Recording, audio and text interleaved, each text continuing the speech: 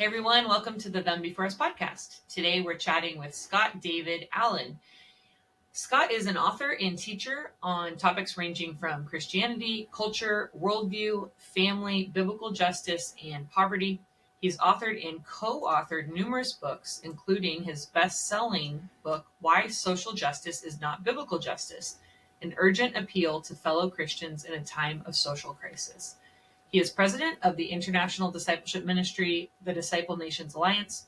Before that, he worked 19 years with the Christian poverty alleviation organization Food for the Hungry. He's traveled extensively in Africa, Asia, and Latin America, equipping Christian leaders to embrace a biblical worldview and live it out publicly in faithfulness to Christ's command to make disciples of all nations. He and his wife Kimberly live in Bend, Oregon.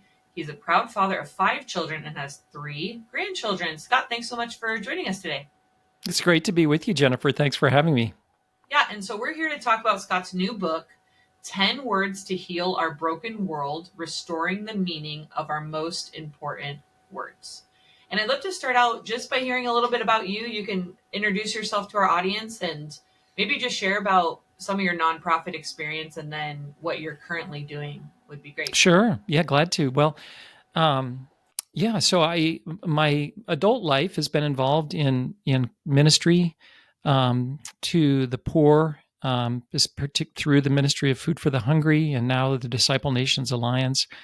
I felt that calling right out of college. God used the parable of the Good Samaritan to really lead me in this direction, and have really given my life in many ways to helping impoverished communities around the world to rise out of poverty.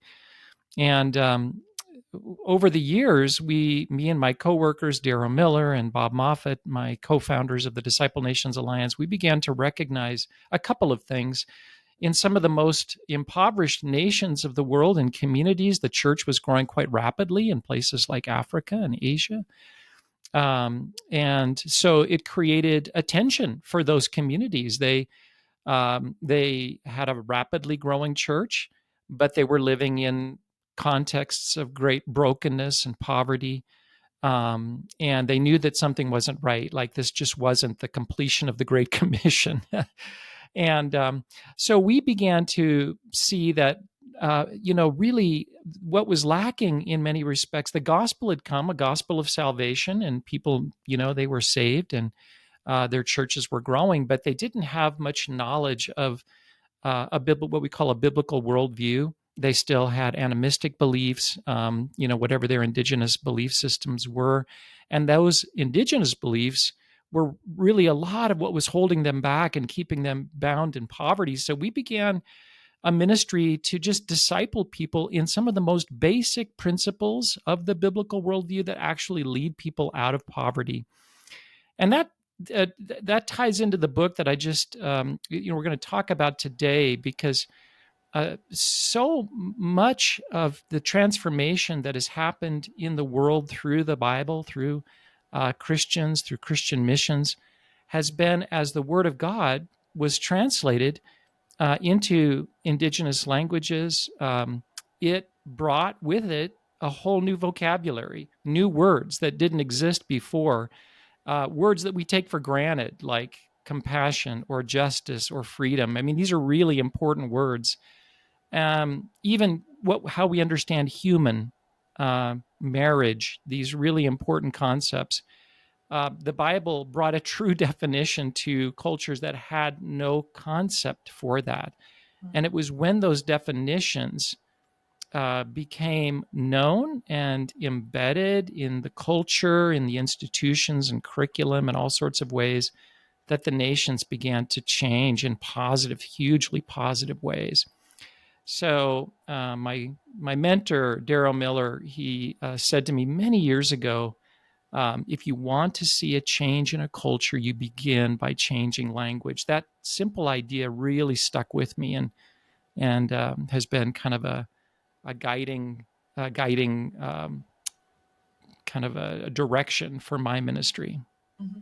That's actually a quote I had pulled from the book to ask you about, because I love that setup, and I'll read the full thing in a little bit. But as you were talking, I remember one of the stories that you mentioned in your book. I forget Hmm. which country you had identified, but it was where the rats were eating a Yeah, significant portion of the corn. Was that in right. Peru or It was in Guatemala, in the highlands Guatemala? of Guatemala, with an indigenous group called the Pocumchi. It's one of the Guatemala remains, sadly, one of the most impoverished nations in the Western Hemisphere, and yet it's got one of the fastest growing and largest evangelical churches.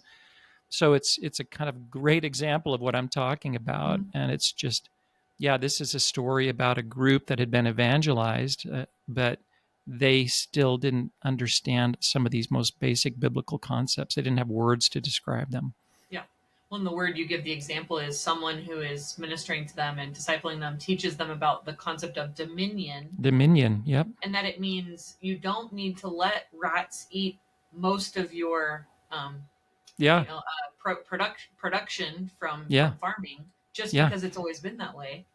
And it really revolutionized how much food they have, and so then the Absolutely. It success and transformed that, and it literally transformed that community.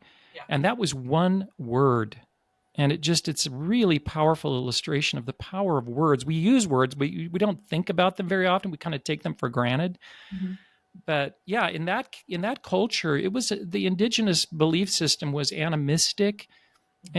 and so in an animistic kind of belief system or context, people actually believe that nature, the gods, these powerful forces of nature, are more powerful than human beings. And human beings, in that respect, are kind of uh, passive recipients of what comes their way. And that carried over all the way to something as simple as, these folks were subsistence farmers, corn was their crop. And every year, rats would get into the corn crop and eat half the crop, and they never did anything about it, which for Americans seems really nonsensical. Like, of course, you would try to get to the bottom of that problem and fix it. Right. The reason we think that way is because we've been discipled over generations with this biblical concept of dominion, that human beings don't just let rats do whatever they want. We actually have dominion over things like rats and corn and weather. And so we just take that for granted, but we don't realize that's a biblical concept. It comes from Genesis chapter 1. And that, that idea really shaped our culture. So Arturo, the missionary there, he said they don't understand this concept, and he went about, doing some kind of fun skits. They were um, they were an oral culture, so they did a lot with skits and things, that stories. And he just told them this story. He said, I want you to imagine, farmer, that you're out there working hard in your field, and it's hard work. You got to weed, you got to go down to the river to bring water back to, to water the crops. And you do that for months. And finally, harvest comes. And you over here, I want you to play the part of the rat. Life is good. You're kicking back, just relaxing. And then at harvest, the farmer, you just put that corn on a platter and you serve it to the rat. And then he, and they did that. They literally acted that out. And Mm-hmm. then, then he read the passage in Genesis about how God created man in his image, male and female, and gave them dominion, uh, the right to exercise godly stewardship and care over his creation, rule. And he said, now who's got dominion here, you or the rats? It was that simple question. And then the light bulb went off and they said, the rats. And he said, should it be that way? And they said, no, Well, then next question is, what are you going to do about it? Right. So they themselves went ahead and created, techniques and technologies for protecting their corn crop. They didn't need Westerners to come down and do community development projects. They were plenty smart. Right. They just didn't have the idea. Right. Again, that simple thing. Words are they're like building blocks of culture. They're the most basic building blocks. They just didn't have that piece in the puzzle until Arturo brought it from the Word of God. Yeah. So good. Your introduction in the book starts with God created us in his image with the capacity to use words and language to create culture.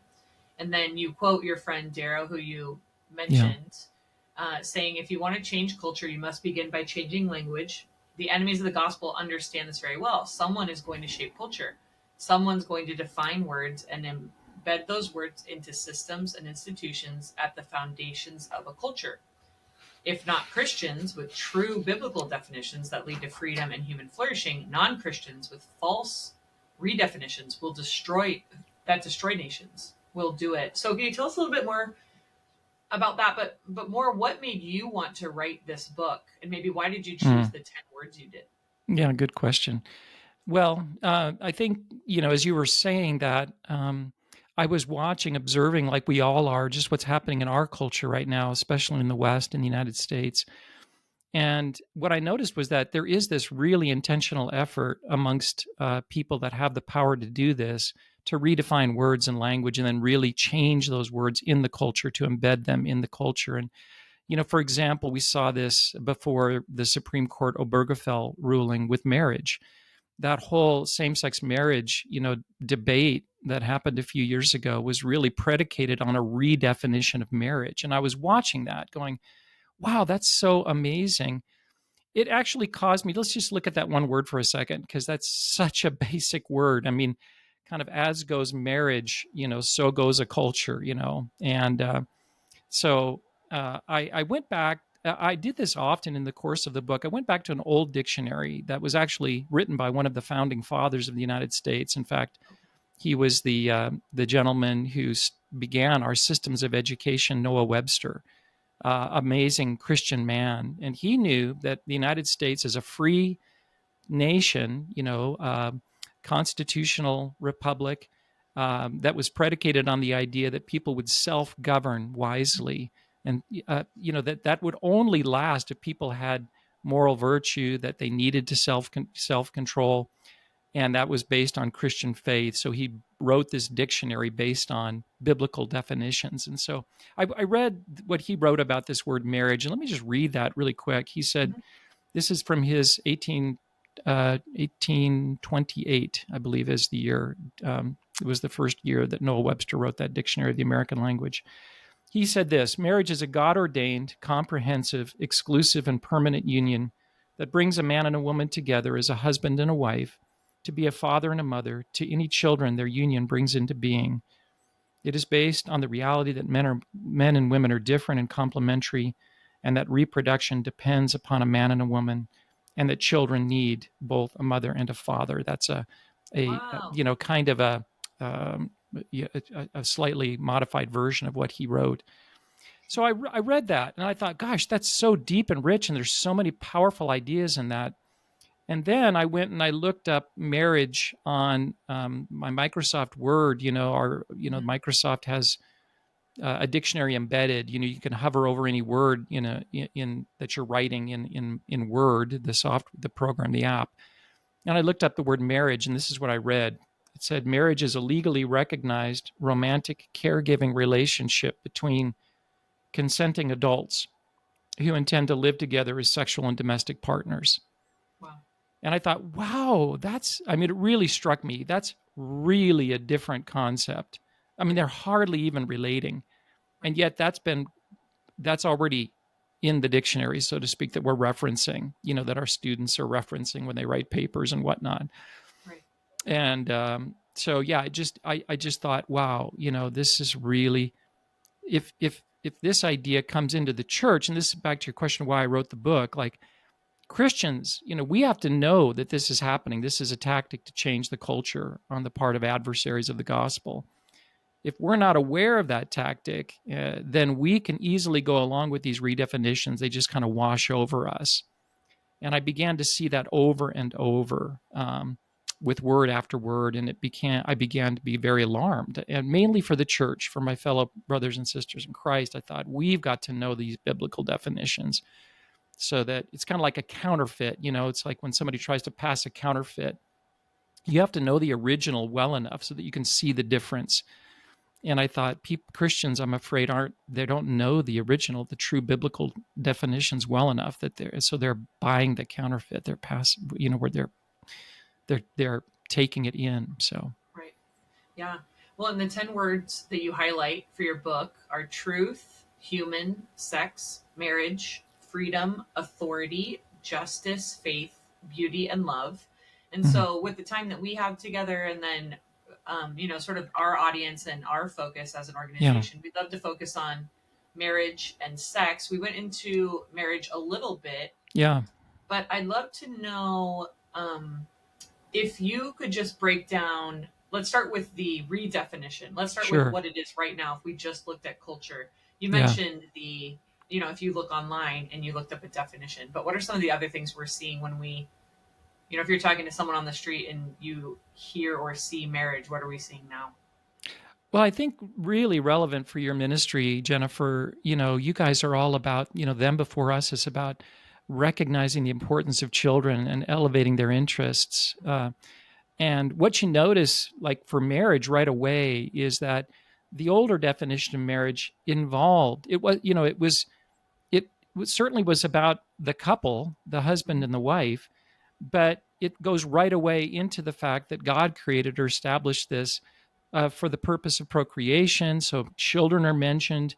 The fact that children need to be raised, they need to be properly nurtured and trained. All of that is mentioned in this original concept of marriage. And that, for, of course, millennia, that was understood, right? What I noticed about the redefinition is that children aren't even mentioned. Mhm. It's just completely stripped out. So now it's an institution. Marriage is an institution between adults, and it's Mhm. only interested in the needs of adults. And children are completely cut out of this. And I think you see that. So again, words shape culture. So we're beginning to see cultures now where children's needs, just children themselves, right? We're not even reproducing hardly, much less caring for the needs of our children. And that's what happens when you change the definition of a word like marriage. You change a culture, and children are being neglected. Children are paying the highest price. The same Have you thing heard? goes for the word sex. We can talk about that as well, but go ahead. Yeah. I was just going to ask if you'd heard it's the acronym DINKS. Yeah, go but remind me what that Yeah, is. DINK. So it stands for double income, no Yes, double kids. income, no kids. And Exactly. Yeah. what's funny about it is it's not used to describe individuals who are infertile or who desperately want children in some way. It's sort of been used culturally for people who've decided we don't want kids because we want to go to Disneyland or we want to go on vacation. Right. And it's really kind of to your point, because marriage now is just about, hey, I like this person and I want to hang out with them. It doesn't matter. We can intentionally just make sure we don't have any children because that would Yes. really Yes. harsh our mellow, like, then we don't get to go do the things we want to do. Right. And then we're also seeing some of the other things you chat about in your chapter. So it's no longer looked at as permanent. So it's No. just about how I Correct. That's feel. completely stripped out. Yeah. Yeah. So it's just about how I feel. If I'm in Yep. love with you, we're married. I'm Yep. out of love with you. So divorce is prominent. Yep. Redefining it to have two men, two women for now. You point out that there could be further redefinition down the road as well. Yeah, it's so true. The in Carta or the Microsoft definition, it struck me that it mentioned two adults. Now it didn't Mhm. mention the old one mentioned a husband and wife, right? Male and female. That was that sex binary was in that definition. Right. That's been stripped out, of course, and that's now codified in our law. Again, if you change, that before you see laws change, you have to change definitions. Again, it's upstream from all of that. So the definition was changed in marriage. Male female is stripped out. Now it's just two adults, right? But then what struck me was the word two. Like what, why two, right? And I thought that's not going to last because once you start redefining these words at will, then you just keep redefining them, and there's already big efforts now underway. I mean, it's amazing how many articles you read in places like the New York Times or the New Yorker about polyamory or polygamy, or it's all coming back now. And of Yep. course, that gets us into sex, but it's kind of the basic ethic of sex is if you can do it and you want to do it, then there's nothing to stop you from doing it, right? Right. So why two? There's no reason for that anymore. Right. Or even the word adult. Yes. So people Yes. have to recognize, kind of to your point, we've been discipled in the West to Hmm. believe that consent and being an adult are actually factors in what it means to be married. Yeah. And granted, adolescence maybe has changed over time. And I mean, the founding fathers were 16, 17 years old and they were Hmm. practically lawyers and, fluent in multiple languages and things like that. But we don't marry children and we don't marry off children. And there's cultures around the world right now that are doing that. Hmm. So when people have done all this redefining and kind of saying, well, there is no objective truth, which is one of the Hmm. chapters that you have as well, then where can they stand to say that something is wrong? So we're just, whatever culture says is fine now. We just have to slide along. And you see some of, I mean, it's not as prominent, but there's a little bit of, well, shouldn't consent be, that age of consent be lowered? Yeah. Because don't children know what they want best, or don't they speak for themselves when it comes to gender and their sexual practices and things like that? So it's quite scary. Yeah, there's probably no two words, the words sex and marriage, and of course they go together. There's probably no two words that have been more radically redefined with such massive social implications in our culture, in the Western world, than those two words. I mean, Yeah. sex has been, with the sexual revolution, I mean, it's just been, the whole concept has been completely upended. And at this point now, anything goes, and we're living in this kind of wasteland, really, of all of the terrible fruits that have come with that. You can think about the millions of children killed through abortion, and it just goes on. All of these people addicted to pornography now, and it's just, we live in a sexual wasteland, and that's what happens when we abandon God's definition. Some people struggle a little bit with this. Even Christians struggle with this. Like, well, what gives us the right to define words? And my response to that is, well, we're not defining them. God is. Mhm. And you have really two choices at the end of the day. Either God exists, the God of the Bible, the one who created everything and spoke and revealed truth through his word. Either that's true or it's not. And if there is no God, he doesn't exist and his word isn't true, then who's going to define words, right? If it's not him, it's going to be us. And well, who's us? It's not you or me, probably. It's the people that can garner the most power, Right. Yeah. culturally, to make that change, right? And then we all have to live with that, right? So it's either God or the most powerful human beings that are going to define these words. And I'll tell you Right. what, the definitions that God himself gives to us in his word are powerful, they're beautiful, and they create beautiful, fruitful, thriving cultures. When you abandon them, it leads to death and a wasteland. And that's what we're seeing around those two words right there in particular. Yeah. The good definition of marriage, one way that you describe it in your chapter is, you say marriage is a relationship like no other because it uniquely involves procreation, the raising of children, and the establishing of families, communities, cultures, and nations. Yes. And some of the ways that we know, that we believe marriage is defined as, God laid out, is that it's complementary, it's male and female, it's procreative, it has Yes.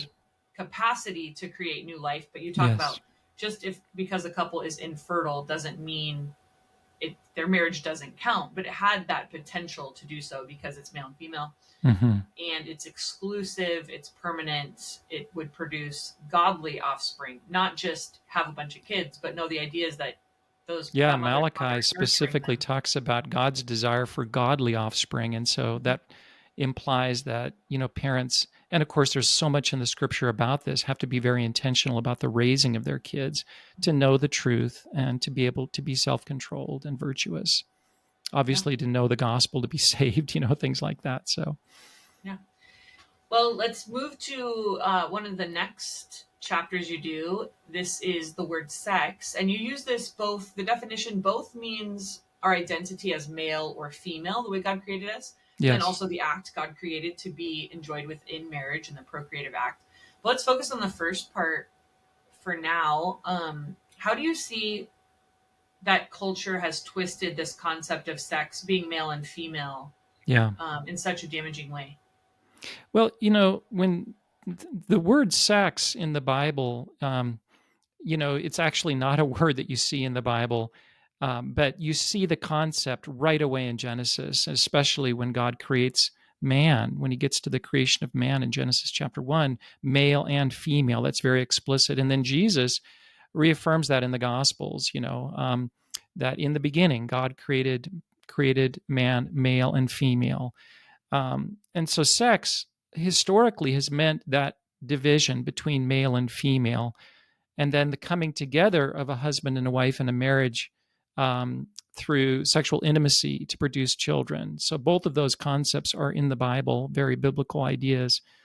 Um, but what we've done now, and this is not nothing particularly new. This has gone on for some time now. Is we've kind of equated the concept of sex and gender, and Mm-hmm. I know it's very confusing, to people. I even had to get my head kind of screwed on about this, but gender historically, it has a legitimate historical meaning to it. It tends to mean how sex, male and female, is expressed, Mm-hmm. um, and often that does vary culturally, right? So there's certain kind of norms. Boys wear blue, girls wear pink. There's kind of that expression of gender. Um, so gender historically is a bit of a subjective concept, right? Whereas sex is not. It's subjective. You're born male or female. It's biological reality to it.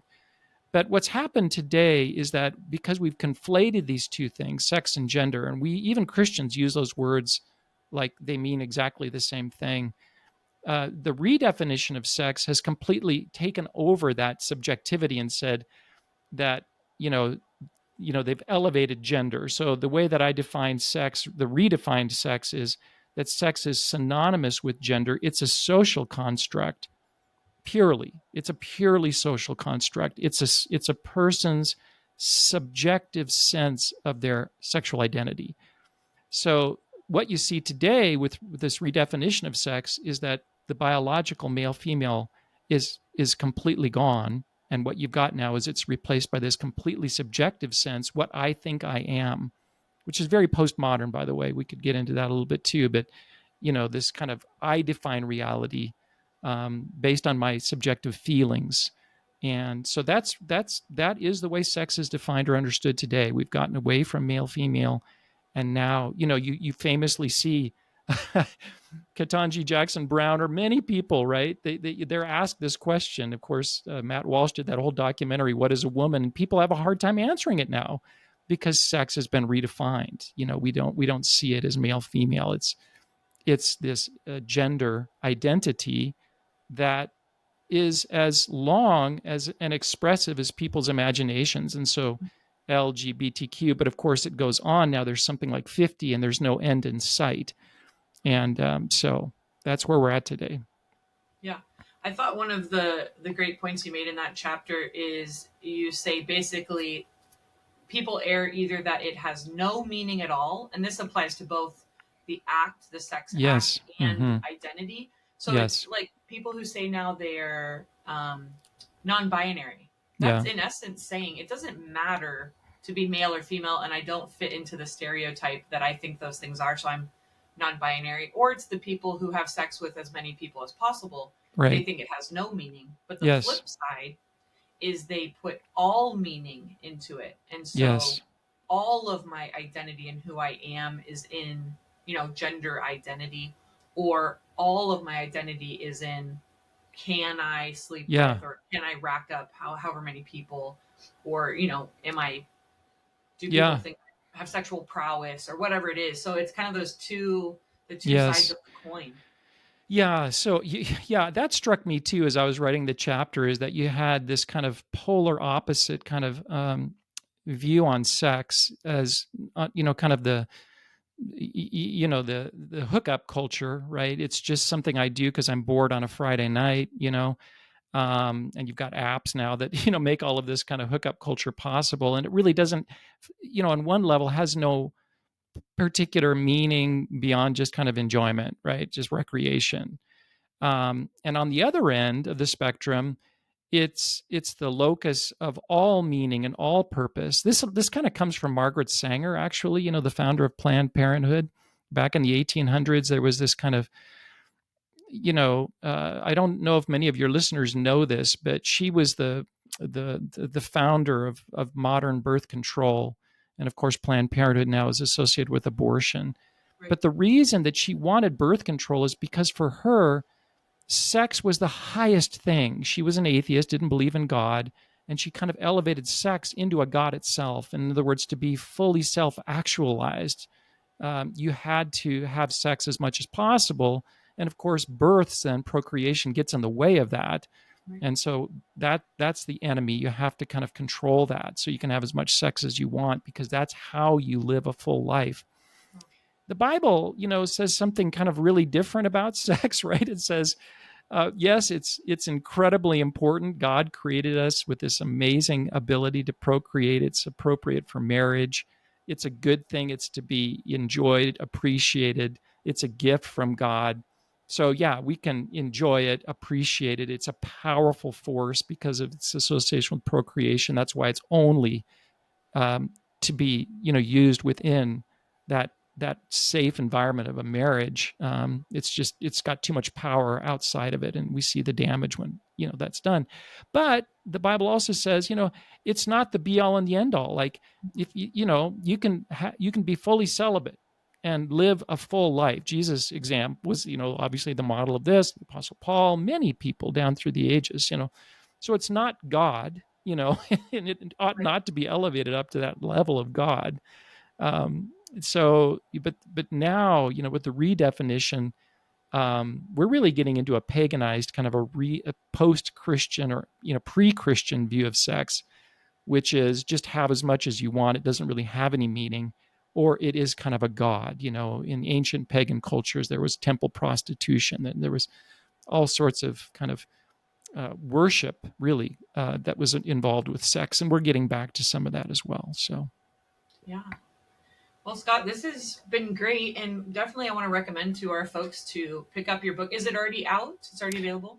no, it's not. It's going to be coming out November 15th, I believe, is the actual launch date. So we're getting ready for that. And actually, I really appreciate you guys having me on, because this is the first chance I've had to share with another audience Oh, good. the book. So thank you so much for the opportunity. But yeah, November Yeah. 15th, there's a website, though, that we've got that I could direct your listeners to. It's 10 words. That's the number 10, 10 words book, 10wordsbook.org.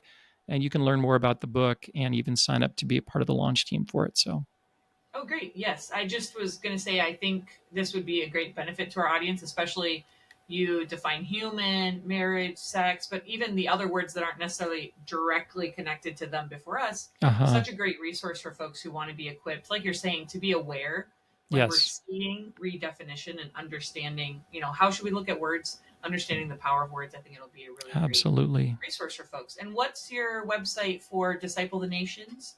Yeah, Disciple Nations Alliance is just Disciple Nations, nations.org.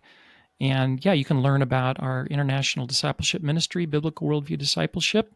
And we have free online training that you might want to look at and consider for your church as well. Awesome. So great.